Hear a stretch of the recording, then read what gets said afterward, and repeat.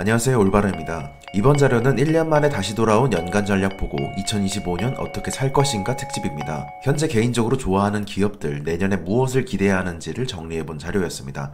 총 2편에 나눠서 8개의 기업을 다루고 있습니다. 그중 첫 번째 기업은 네프콘을 처음 시작할 때부터 현 시점의 밸류에이션을 감안할 때도 여전히 탑픽으로 꼽고 있는 엔비디아입니다. 엔비디아의 기업 분석에 대해서는 네프콘을 통해서 AI 사이클에 대한 이해, 산업에 대한 이해, 기술적 이해나 가장 많이 다룬 분야이기 때문에 오늘은 올해 가장 중요했던 오픈AI의 5원에 대해서 말씀드려볼까 합니다. 작년에 오픈AI 샘 올트만 소동부터 시작해서 올해 출시 후에 AGI에 가까운 성능을 내고 있고 내년에 GPT-5 학습에 쓰이기까지 새로운 스케일링 법칙을 주도할 분야이기 때문입니다. 오픈AI 5원은 출시와 함께 IQ 기준 120에 달하며 대부분의 인간 수준을 넘긴 첫 모델이었으며 추론 시간 컴퓨팅이라 새로운 알고리즘을 발견했던 때이기도 합니다. 그리고 이 모든 것은 결국엔 2023년 오픈AI 쿠데타 사건과도 깊게 연관되어 있죠.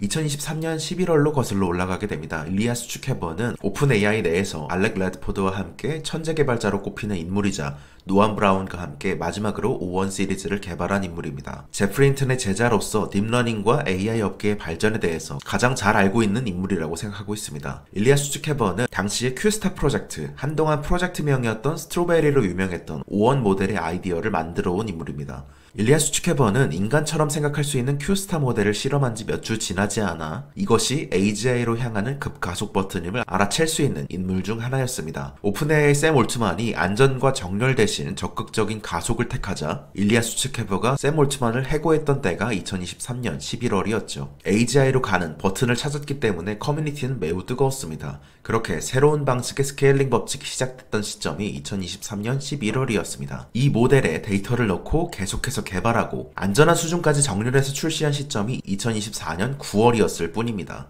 GPT와 제미나이, 클로드 라마, 그록처럼 파운데이션 모델은 인터넷 데이터를 끌어모아 사전학습 단계가 있습니다. 그리고 나서 계속해서 사용자들의 피드백을 받아가며 어떤 데이터가 좋은 데이터인지를 학습하는 사후학습 과정이 있고 그리고 나면 사람들이 무언가 질문할 때마다 이 LMM이 답해주는 추론 단계가 있습니다. 기존의 대부분의 모델들은 사전학습이 매우 큰 규모로 이루어지고 그리고 사후학습이 계속되며 성능 향상은 있지만 추론은 거의 즉문즉설에 가까웠습니다. 물어보면 아주 짧은 생각을 거친 후에 즉각적으로 답하는 시기였죠. 그러나 5원은 사전학습 자체는 GPT-4를 기반으로 그대로 담겨 쓰고 있지만 핵심은 추론 시간을 늘렸다는 점입니다. 이전에는 예를 들어서 챗GPT가 0.01초 생각하고 답하던 것을 이제는 10초 생각하고 답하도록 만들었다는 게 달라진 부분이라고 볼 수 있겠죠. 여기서 나오게 되는 게 체인 오브 థॉ트입니다. COT라고 부르는 것인데요. 사람은 겉으로 말하지 않아도 마음속으로 무의식 중에 생각을 합니다. 인간의 생각은 분당 최대 100토큰을 써서 굴러가게 됩니다.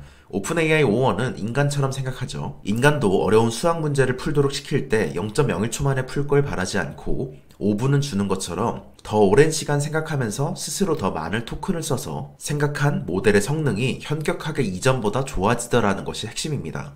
여기서 추론 과정을 통해서 나오게 된 양질의 데이터는 차세대, 예를 들어서 GPT-5가 될 모델의 프리트레이닝 학습에 쓰일 데이터가 되게 됩니다. 결국에는 OOM으로 부르는 오더 오브 매그니튜드에 대한 이해가 필요합니다. 스케일링 법칙은 늘 로그의 방식을 따라가기 때문입니다. 10배씩 좋아져야 차세대 모델의 성능을 낸다는 의미입니다. 여기서 보자면 GPT-4는 약 100밀리언 정도를 써서 학습했습니다. 여기서 더 나은 구조인 GPT-5로 가려면 밀리언 단위의 컴퓨팅으로 학습할 차례였습니다. 대략 다음 모델이 나오기 위해서는 2OOM, 즉 100배 정도의 컴퓨팅 향상이 있어야 하는데 보통은 1OOM을 물리적인 컴퓨팅이 담당하고 나머지 1OOM을 알고리즘의 효율성과 언어블링을 통해서 달성하는 시기였습니다. 이것은 추론 시간 컴퓨팅에도 그대로 적용됐습니다. 아까 말씀드렸던 것처럼 0.01초 만에 생각하고 답하던 것을 1초 동안 생각하고 답하게 한다면 하나의 답변에 100배 더 많은 컴퓨팅을 쓴 것으로 바뀌게 됩니다. 2OOM만큼의 컴퓨팅 향상이 일어났다고 볼 수 있죠.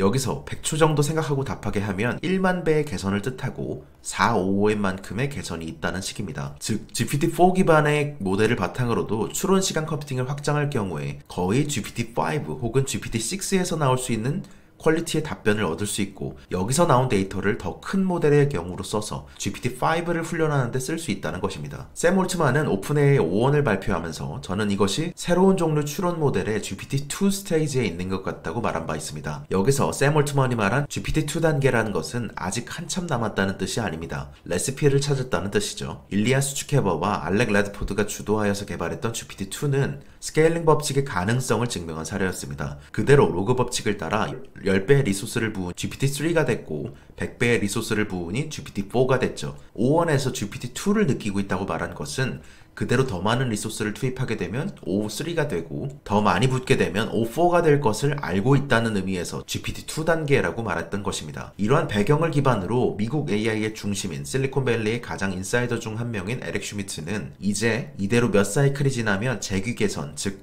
스스로 성능을 높이는 과정을 뜻합니다. 훈련과 추론, 훈련과 추론, 훈련과 추론의 반복 과정을 통해서 성능 개선을 기하급수적으로 담당할 수 있는 리스크가 있기 때문에 AI 킬 스위치를 진지하게 검토해야 한다는 의견을 밝히기에 이르렀죠. 합성 데이터는 앞으로 더 많은 컴퓨팅을 사용하게 되고 추론의 컴퓨팅 또한 이전의 순방향 패스와 다르게 훨씬 더 컴퓨터 인텐시브해졌다는 것을 의미합니다. 엔비디아 입장에서는 전반적으로 우호적인 환경이었다고 평할 수 있겠죠. 그리고 두 번째로 총 8개 기업 중 내년을 생각할 때 펀더멘탈적으로 크게 개선될 거라고 생각하는 기업 중 5번째는 테슬라입니다. 테슬라의 직전 분기까지 2분기까지의 이전 실적 발표를 관통하는 문장은 두 번째 웨이브를 기다리며 라고 꼽을 수 있겠습니다.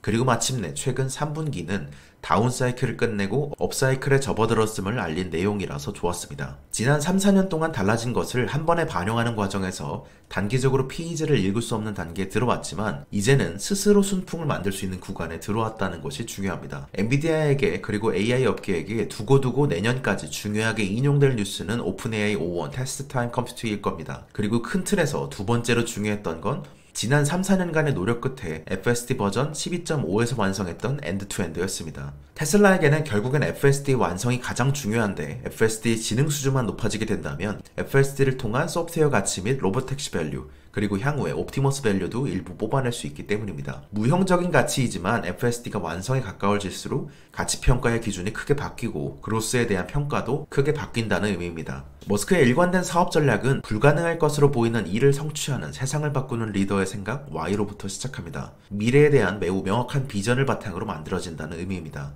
각각의 명확한 비전과 고유한 센스가 있는데 테슬라는 지속가능한 에너지로의 전환을 가속화한다는 것이고 스페이스X는 인류를 다행성종으로 만든다는 것입니다. 마치 불가능한 것들을 늦는 것처럼 보이게 하는 일에 특화되었다고 표현할 수 있겠죠. 머스크의 경영에는 세 가지 특징을 꼽아볼 수 있습니다. 인류에게 닥친 복잡하지만 해결해야 하는 큰 문제를 해결하는 데 주로 초점을 맞추고 있습니다. 그리고 수많은 시도 끝에 성공에 도달해야 하는 일이기 때문에 실패에 대한 체력과 동기부여가 중요한 일들입니다. 이에 따라 불가능해 보이는 비전을 실행 가능한 더 작은 단계로 나누는 것에 집중하고 있습니다. 2021년 FSD 베타의 첫 시작부터 24년 9월에 FSD 12.5 엔드-투-엔드 뉴럴넷을 달성하기까지 왔던 길 또한 그랬습니다. 엔드-투-엔드 뉴럴넷을 완성함에 있어서 고속도로에서의 주행 능력 그리고 파킹에서의 주행 능력을 순수한 신경망 기반으로 동등한 성능을 내도록 만들기까지 얼마나 많은 얘기들이 있었는지 살펴볼까 합니다. 일론 머스크는 2021년 7월 18일 하이웨이 드라이빙 스택을 합치는 진정한 싱글 스택을 이루게 되면 훨씬 더 많은 발전이 있을 거라고 언급했습니다.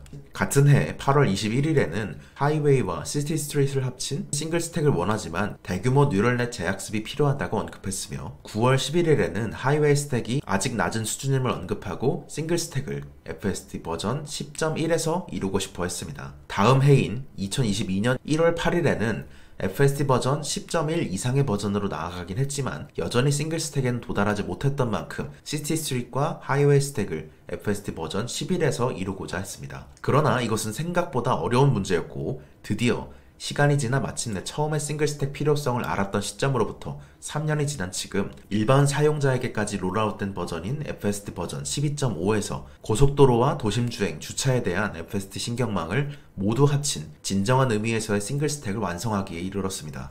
테슬라 자율주행 자료 FSD V12 엔드-투-엔드부터 테슬라 자율주행 두 번째 자료 로보택시로 이르는 가장 이상적인 모델에 이르기까지 가장 중요하게 꼽고 있었던 싱글 스택이 FSD 버전 12.5에서 완성되었음을 의미했죠. 엔드-투-엔드 뉴럴넷으로 갖춰진 FSD가 갖춰졌기 때문에 이제는 신경망의 크기와 훈련용 데이터셋 그리고 훈련용 컴퓨팅의 규모에 따라 예상 가능한 성능 향상의 길이 열렸다는 의미이기도 합니다. 지난 3분기 실적 발표에서 일론 머스크와 애숍 엘루스와미는 신경망과 데이터, 학습용 컴퓨팅을 계속해서 확장함으로 인해서 내년 2분기나 3분기쯤이면 인간이 운전하는 것보다 더 적은 양의 개입을 달성할 수 있을 것이라고 전망했습니다. 엔드투엔드와 함께 더 빠른 개선, 새로운 스케일링 법칙의 시대로 접어들었음을 확인하는 중입니다. 지난 1년 넘게 매주 FSD 영상을 보고 있지만 FSD의 성능이 크게 개선되었음을 확인했던 건 FSD 버전 12.5와 13.2였습니다. 실제 12.5가 출시됐던 이후에 유의미하게 채택률이 올랐던 것도 상당한 의미가 있었죠.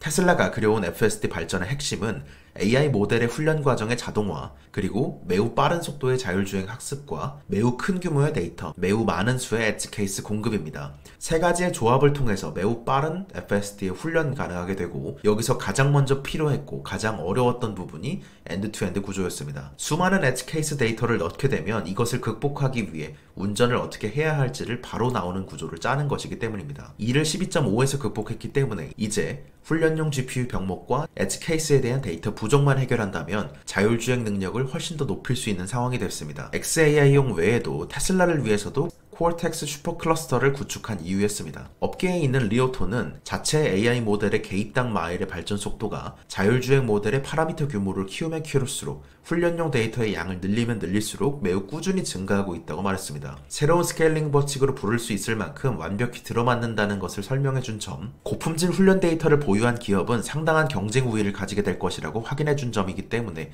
이 코멘트가 상당히 좋았습니다. 테슬라는 이제 자사의 AI에 대해서 공개하게 되면 프레임 바이 프레임으로 중국 기업들이 이를 베끼고 있기 때문에 현재 어떻게 개발하고 있는지, 어떤 방향으로 나아가고 있는지에 대해서 전혀 밝히지 않고 있죠. 그러나 현재 테슬라의 방식을 따르고 있는 이들이 스케일링 법칙이라고 칭할 수 있을 만큼 상당한 진전을 보고 있다는 것으로도 테슬라가 비슷한 성과를 일찍부터 내고 있었을 것이라고 생각할 수 있습니다. 최근 테슬라가 FSD 12.5에서 계속해서 집중하는 포인트도 같은 맥락입니다. 거대 언어 모델에서 봤던 스케일링 법칙과 같은 성능 향상 법칙들이 이어지고 있죠. 모델 사이즈를 키우고 모델의 컨텍스트 윈도우를 키우며 데이터 스케일링을 키우는 시기입니다. 리오토는 고품질의 훈련 데이터 중요성을 강조했는데, 실제로 조금 더 정확히 보자면 데이터 자체의 로우 사이즈가 중요하다기보다 원할 때마다 얼마나 많은 고품질의 데이터를 불러올 수 있느냐가 핵심입니다. 실제로는 수집한 데이터들 중 99.999%가 버려지기 때문입니다. 여기서 사고 실험을 해볼 수 있겠죠. 첫 번째로 자율주행을 위해서는 수많은 롱테일의 특이 사례, 엣지 케이스를 해결하는 게 필요합니다. 두 번째로 신경망에 학습시키기 위해서는 실제 클립 100개와 이를 기반으로 한 시뮬레이션 클립 900개가 필요하다고 가정해봅시다. 세 번째로 양질의 데이터를 확보하기 위해서 가장 중요한 건 여기서 실제 클립 100개가 중요하게 됩니다. 네 번째로 운전자의 평균 주행거리는 1년에 1만 마일이라고 가정해보겠습니다. 다섯 번째로 한평생에 한 번 볼 수 있을 것 같은 특이 사례를 해결하려면 평균 수명 100년을 가정할 때 100만 마일당 클립 1개가 나오게 됩니다. 여섯 번째로 1만 대의 누적 플릿을 가진 자동차 OEM은 이를 곱해보면 1년에 1억 마일에 대한 데이터를 모을 수 있기 때문에 100개의 클립을 모아서 1년에 한 번씩 이를 학습할 수 있게 됩니다. 일곱 번째로 한 번의 학습에서 해결된다는 보장이 없으니 이를 N년씩 반복해야 합니다. 2년, 3년, 4년이 걸릴지 모르겠죠. 그러면 100만 대의 플릿을 가졌다면 3.651 만에 한 번씩 신경망을 학습시킬 데이터를 구할 수 있게 됩니다. 1000만 대로 나아가게 되면 하루에 3번씩 학습시킬 수 있는 수준이 되겠죠. 한평생에 한 번쯤 볼 것 같은 데이터를 1000만 대의 플릿을 굴리고 있다면 하루에 3번씩 학습할 수 있다는 의미입니다.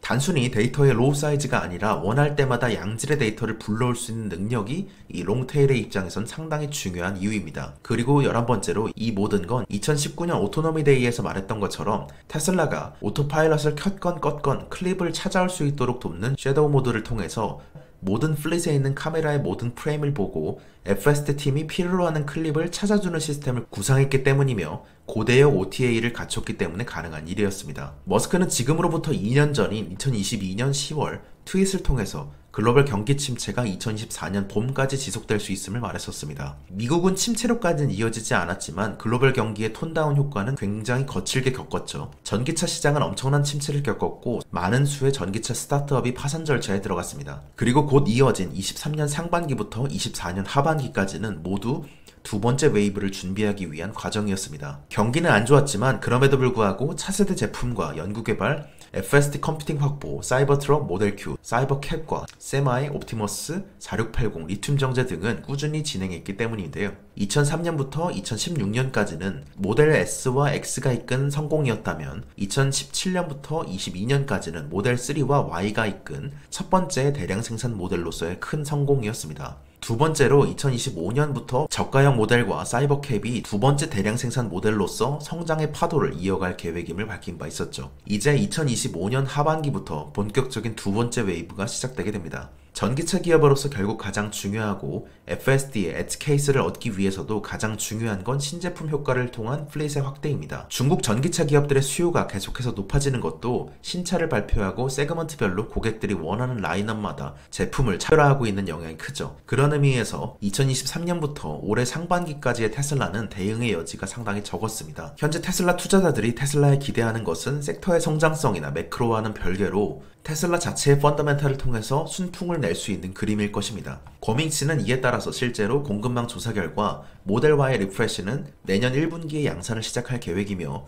저가 모델 생산은 2025년 하반기부터 있을 것이라고 전망했습니다. 전방위적으로 그동안 불어났던 R&D를 수확하는 웨이브가 될 것으로 예상하고 있습니다. 내년 1분기에는 모델 Y 리프레시와 기가 상하이 메가팩토리의 공장 램프업, 내년 하반기부터는 FSD의 성능 개선과 세컨 웨이브의 핵심인 저가 모델 양산으로 넘어가는 구간이기 때문에 즉 하반기부터 펀더멘탈이 굉장히 빠르게 좋아질 수 있는 구간이므로 상승은 누리며 하락에 담을 수 있는 기업이라고 생각하고 있습니다. 이번 주 네프콘을 통해서 전해드렸던 독점 콘텐츠는 총 4개였습니다. 현직 마이크로소프트 AI 전문가는 추론의 시대에도 생각보다 엔비디아 GPU에 대한 수요가 높아 빠르게 증가하는 수요를 따라잡기 위해 엔비디아 칩 주문을 늘리고 있다고 말했습니다. 두 번째로 AGI에 가까운 오픈AI의 O3에 대한 생각과 제미나이 2.0 플래시에 대한 생각, 그리고 실리콘밸리에서 돌고 있는 마이크로소프트의 엔트로픽 투자에 대한 생각을 정리해봤습니다. 두 번째로는 2025년 어떻게 살 것인가, 내년에 주목할 기업들 1편, 1년 만에 다시 돌아온 연간 전략 보고 2025년 어떻게 살 것인가 특집입니다.